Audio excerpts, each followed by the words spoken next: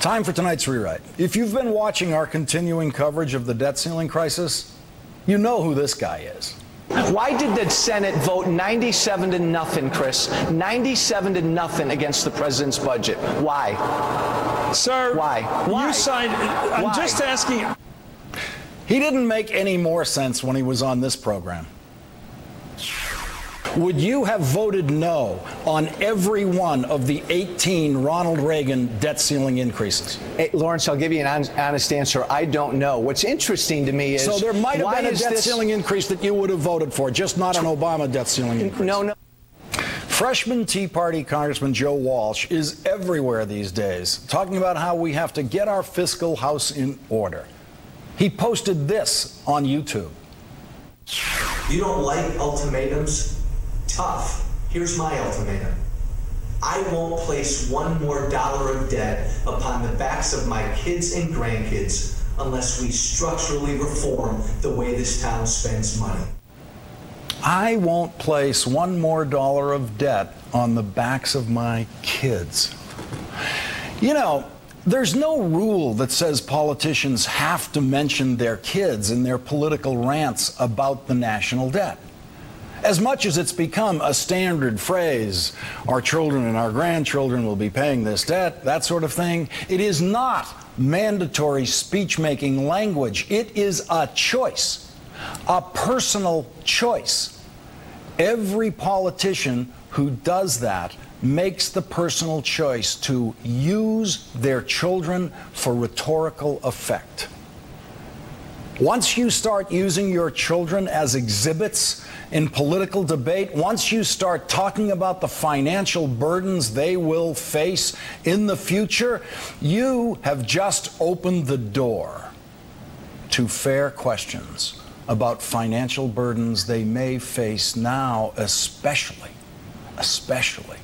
if you are behind in your child support payments to the tune of $117,437.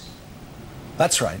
The man who says, I will not place one more dollar of debt on the backs of my kids, owes those kids, his ex-wife Laura Walsh, $117,437 in child support.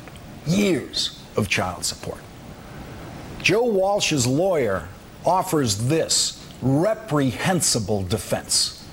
Joe Walsh hasn't been a big-time wage earner politician until recently. He's had no more problems with child support than any other average guy. Sounds like Walsh's lawyer is a specialist in deadbeat dads.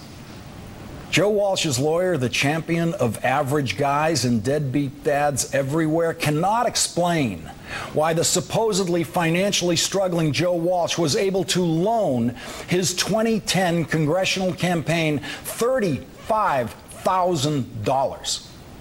Nor can Joe Walsh's deadbeat dad lawyer explain how Joe Walsh got his hands on $35,000 to loan his campaign $35,000. Nor can Joe Walsh's deadbeat dad lawyer explain why Joe Walsh's campaign fund has paid him back at least $14,000 for the loan, while Joe Walsh hasn't paid the several years of child support he owes the mother of his first 3 children.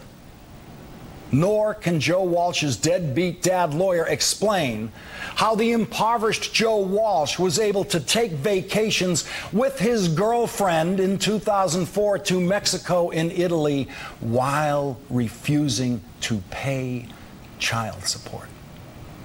In a court filing in December of last year, Laura Walsh's attorneys wrote, the apparent availability of large sums of money from either his employment, his family, or his campaign has allowed him to live quite a comfortable lifestyle, while at the same time, due to his failure to pay child support or any of his share of the educational costs or medical expenses, Laura and his children were denied any of these advantages. It is time to deny deadbeat dad Joe Walsh some advantages. In order to teach deadbeat dad Joe Walsh a lesson about family values, yes, the very same family values that so many Republicans try to exploit politically while failing to come close to living up to them in their own lives, deadbeat dad Joe Walsh is hereby banned from this program. He can go tell his lies about his family values and his sense of fiscal responsibility elsewhere. I can only hope that a ban on deadbeat dad politicians who lie about their family values will extend to all political television programs on all networks. But I can only control this hour. If you want to hear the ravings of deadbeat dad Joe Walsh, you will have to go elsewhere.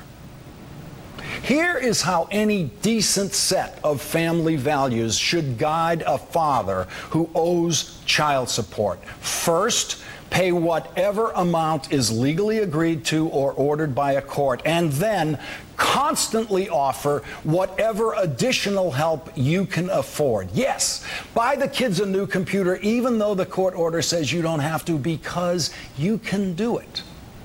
And because they're your kids. Do it because it's the right thing to do. Do it because you're not trying to get away with doing the least you have to do legally. You're trying to do the most you can do. That's what being a father is, doing the most for your children every day in every way that you can.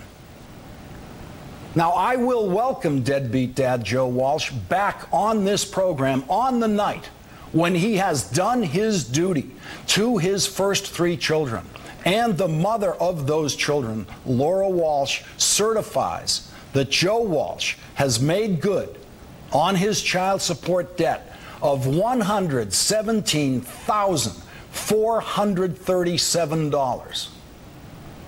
Joe Walsh, deadbeat dad, has earned a burst of fame in the debt ceiling crisis by being a champion of the no-compromise school of governing, a champion of the childish and idiotic no-compromise Tea Party.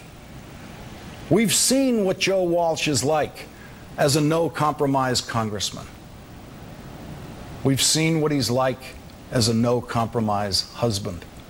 We've seen what he's like as a no-compromise ex-husband. And to our utter disgust, we now know what he's like as a no-compromise father. I won't place one more dollar of debt upon the backs of my kids. I won't place one more dollar of debt upon the backs of my kids. I won't place one more dollar of debt upon the backs of my kids.